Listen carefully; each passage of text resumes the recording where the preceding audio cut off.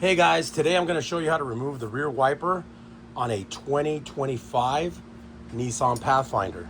So it's pretty simple here. What you're going to do right here is you're going to pull these little ears out just a little bit.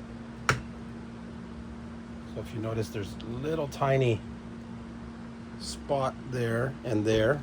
So you kind of have to open it and pull it. And when you put it back in, you're going to put it like that, and then you're just going to snap it back down. Make sure that it closes completely down. You can take that out.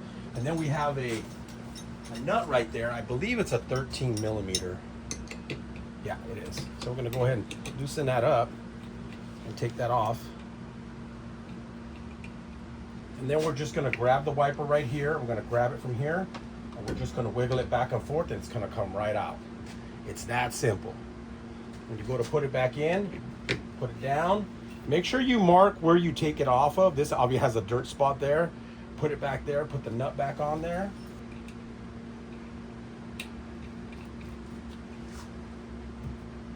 Go ahead and tighten it down.